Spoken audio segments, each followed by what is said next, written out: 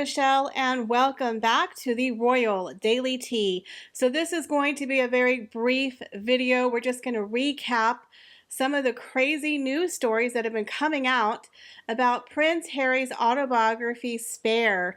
Now we know tonight is the 60 Minutes and ITV interview, so I will have a recap of that interview probably on Monday, but I wanted to go over some of the stories that have come out in the press over the past couple of days. You guys, it is just crazy. So one of the very first stories that have come out, which kind of falls in line with my theory of Meghan Markle, you guys, becoming a future cult leader. When I say I believe Meghan Markle bewitched Prince Harry, I'm not kidding. It goes even further than I actually ever imagined. There is just something creepy deepy about a man who is convinced that the woman he is romantically dating is his mummy. Reminds him of his dead mummy. I mean, he has compared Meghan Markle to Princess Diana one too many times. It is just eerily weird. If I was dating a man who constantly said, "You remind me of my dead mummy," that would be awkward for me. You have to remember he does romantic relations with this woman. Okay? So not only from the very beginning was he somehow convinced and made this very weird connection between Meghan Markle and his mom, that he tried to convince the Spencer side of the family that she resembled or acted like Princess Diana. Now, Tom Bauer went over that in his book and how the family all thought that was very strange and that she definitely did not remind anyone of Princess Diana. Now he goes even further into that, how he, of course, thought she embodied a lot of his mother's characteristics, and that probably helped him fall in love with Meghan. Of course, I'm sure she did quite a few things to push that along. It has come out that Meghan asked him for the second date. I believe she was pushing that relationship from the get-go. We all know she wanted a rich British husband, and of course he was one of the most eligible bachelors at the time. Now Harry tells the story of how he found out two ways that he was going to become a first-time father. He talks about a boating trip that him and Meghan took in Ireland, where they saw a group of singing seals in the sea, and that Meghan called out to them. She sang to them, and they answered back. They sang back to Meghan because she was magical. And he thought in that moment, Meghan is truly magic. He actually said that, and he said, and the seals knew it too. Now apparently one of Diana's sisters gave him a locket of Diana's hair, which he calls his good luck charm, and he keeps it in a box next to his bedside table as a good luck charm. Now, during the time that Meghan was trying to get pregnant, he tells the story of how he laid the pregnancy test next to his dresser where his mother's hair laid in a box. And he said, "Let's see what mummy can do." And then apparently he falls asleep because it took really long. When he woke up, he realized his wife was pregnant. They were happy, they rejoiced, they hugged. And then he thanked the Selkies. Yes, the Selkies, which are a mythological creature, according to Irish folklore, that they are somehow sea creatures that turn into humans. They're called Selkies. So apparently his mother, Princess Diana, and the Selkies helped them to conceive Archie. He actually put this in his book. There's also the story, and I don't remember if it was Lilibet or if it was Archie's birth, where Meghan gave birth in a bathtub with some candles and a picture of Princess Diana. It's like, do they do everything with Princess Diana? It's getting to be weird. Why are they pressing Princess Diana so hard into their marriage? It's one thing to recognize your deceased loved ones, your mother, your father, to have a picture of them, to think about them from time to time. But this is getting to be beyond. It's like there's 3 of them in that marriage: Prince Harry, Meghan, and Princess Diana. It's beyond creepy. The other story that he tells is how he takes Meghan Markle to see Princess Diana's grave, and he thinks that she needs a moment alone.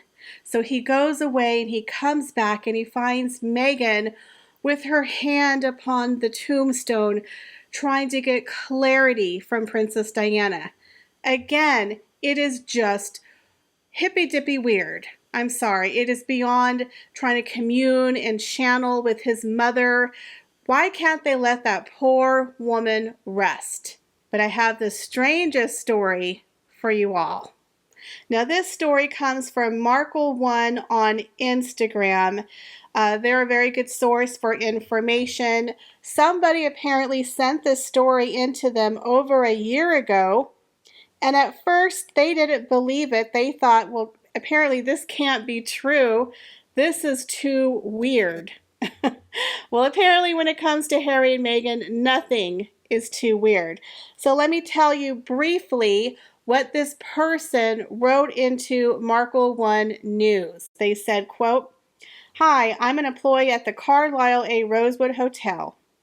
The second night the couple was a guest at our hotel, Madam Duchess Meghan had invited over a guest for a spiritual psychic who would connect with Harry and his wife. Both Harry and his wife were sitting in the living room area, of course. I'm staying in there, sitting across from each other while the psychic was doing his best to connect Meghan to Harry's mom. Harry seemed lost and confused. Meghan let out a squeak and starts bawling and crying a few minutes later. She got up and she started touching the walls and closing her eyes, breathing in and out, heavenly, saying, 'Oh my God, I feel her. I can feel her, baby. I can feel her.' And he was just staring at her like he wanted no part of it. She was feeling Princess Diana's hand touching her shoulder. She felt the walls, standing up and crossed her arms and began saying she had been touched or patted on the shoulders. She had her friend Jessica, her stylist, was there as well. The whole time they were there, they drank and drank till 5 a.m. She also was laughing at how upset and jealous people are at her jewels.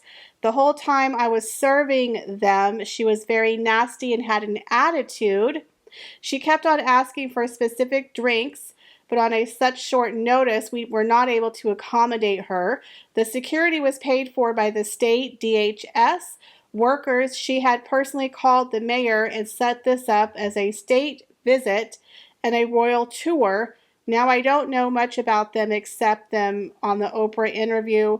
Of course, Harry is famous because of his family, but I never heard of her before. Just wanted to let you know this woman was basically there to introduce her nonprofit foundation and to connect with his mom the whole time. Oh, and she said the whole time they were there, they never once checked on their children. But again, apparently Meghan, through some kind of psychic, was channeling Princess Diana, and that Harry looked dazed and confused.